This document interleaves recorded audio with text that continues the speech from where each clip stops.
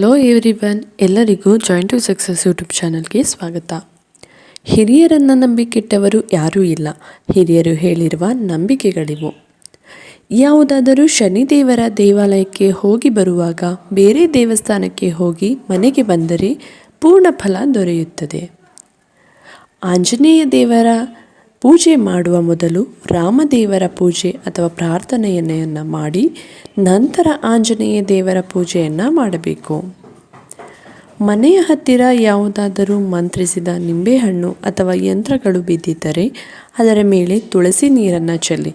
ಯಾವುದೇ ತರಹದ ಮಾಟ ಮಂತ್ರಗಳು ಕೆಲಸ ಮಾಡುವುದಿಲ್ಲ. ಮನೆ ದೇವರ ಪೂಜೆ ಮಾಡದೆಯೇ ಯಾವುದೇ ಜಪ ಹೋಮ ಮಾಡಿದರೂ ಅದರ ಫಲ ನೀಡುವುದಿಲ್ಲ. ನೀವು ಯಾವುದೇ ದೇವರ ಪೂಜೆ ಮಾಡುವ ಮೊದಲು ಮನೆ ದೇವರ ಪೂಜೆಯನ್ನು ಮಾಡಬೇಕು. ಸರಿಯಾಗಿ ಶ್ರದ್ಧೆಯಿಂದ ಮನೆಯಲ್ಲಿ ವೈದಿಕ ಪೂಜೆಯನ್ನು ಮಾಡದೆ ಪಿತೃದೋಷ ನಿವಾರಣೆಯ ಪೂಜೆ ಮಾಡಿದರೂ ಅದರ ಫಲ ದೊರೆಯುವುದಿಲ್ಲ. ಗಂಡ ಹೆಂಡತಿ ಹೊತ್ತು ಗೊತ್ತಿಲ್ಲದೆ ಸಂಭೋಗ ಮಾಡಬಾರದು. ಇದರಿಂದ ಮನೆಯಲ್ಲಿ ದರಿದ್ರ ತಾಂಡವವಾಡುತ್ತದೆ. ತಂದೆ ತಾಯಿಯನ್ನು ಸರಿಯಾಗಿ ನೋಡಿಕೊಳ್ಳದೆ ಪಿತೃಶಾಪ ನಿವಾರಣೆ ಶಾಂತಿ ಮಾಡಿದರೂ ಪ್ರಯೋಜನ ಇಲ್ಲ.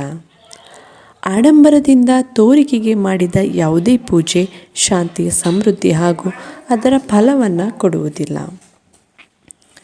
ಸ್ತ್ರೀ ಶಾಪ ಮಾತೃ ನಿಂದನೆ ಇದು ನೀವು ಇಷ್ಟೇ ಶಾಂತಿ ಮಾಡಿಸಿದರೂ ಪೂರ್ಣವಾಗಿ ಹೋಗುವುದಿಲ್ಲ, ನಿಮ್ಮನ್ನು ಕಾಡುತ್ತಲೇ ಇರುತ್ತದೆ. ಸಿಕ್ಕ ಕಡೆ ಸರ್ಪಹತ್ಯೆ ಮಾಡೋದು, ಸರ್ಪಗಳ ಹುತ್ತವನ್ನು ಹೊಡೆಯುವುದು, ಮರಗಳನ್ನು ಅತಿ ಹೆಚ್ಚಾಗಿ ಕಡಿಯುವುದು ಯಾವ ಪೂಜೆಯೂ ಫಲ ಕೊಡುವುದಿಲ್ಲ. ಶನಿ ದೇವರು ಕರ್ಮಕಾರಕ, ಯಾರನ್ನು ಬಿಡುವುದಿಲ್ಲ. ದೇವರ ಮನೆಗೆ ಪ್ರತಿದಿನ ಸ್ನಾನ ಮಾಡಿ ಶುದ್ಧ ವಸ್ತ್ರವನ್ನು ಧರಿಸಿ ಪ್ರವೇಶಿಸಬೇಕು. ರಾತ್ರಿ ಧರಿಸಿದ ಬಟ್ಟೆಯನ್ನು ಧರಿಸಿ ಅಥವಾ ಅಶುಚಿಯಾದ ವಸ್ತ್ರವನ್ನು ಧರಿಸಿ ದೇವರ ಮನೆಯನ್ನು ಪ್ರವೇಶ ಮಾಡಬಾರದು.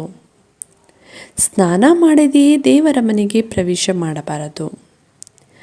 ದೇವರ ಪೂಜಾ ಸಮಯದಲ್ಲಿ ಪುರುಷರು ಪಂಚೆ ಶಲ್ಯ ಮತ್ತು ಸ್ತ್ರೀಯರು ಸೀರೆಯನ್ನು ಧರಿಸುವುದು ಶುಭ.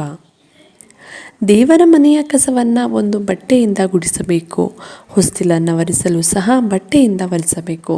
ಪೊರಕೆಯನ್ನು ಬಳಸಬೇಡಿ. ಸ್ಟೀಲ್ನಿಂದ ತಯಾರಿಸಿದ ಯಾವುದೇ ಪೂಜಾ ದೀಪಗಳು ಅಥವಾ ಪೂಜಾ ಸಾಮಗ್ರಿಗಳು ದೇವರ ಮನೆಯಲ್ಲಿ ಬಳಸಬೇಡಿ. ದೇವರ ವಿಗ್ರಹಗಳನ್ನು ಹಾಗೂ ಪೂಜಾ ಸಾಮಗ್ರಿಗಳನ್ನು ಸೋಮವಾರ ಗುರುವಾರ ಶುದ್ಧ ಮಾಡಬಹುದು. ಮಂಗಳವಾರ ಹಾಗೂ ಶುಕ್ರವಾರ ಬೇಡ. ಈ ವಿಡಿಯೋವನ್ನು ನೋಡಿದ್ದಕ್ಕಾಗಿ ವೀಕ್ಷಕರಿಗೆಲ್ಲ ಧನ್ಯವಾದಗಳು. ತಪ್ಪದೆ ಒಂದು ಲೈಕ್ ಮಾಡಿ, ಹಾಗೆ ಇನ್ನಷ್ಟು ಮಾಹಿತಿಗಾಗಿ ನಮ್ಮ ಚಾನಲ್ಗೆ ಸಬ್ಸ್ಕ್ರೈಬ್ ಆಗಿ. ಎಲ್ಲರಿಗೂ ಧನ್ಯವಾದಗಳು.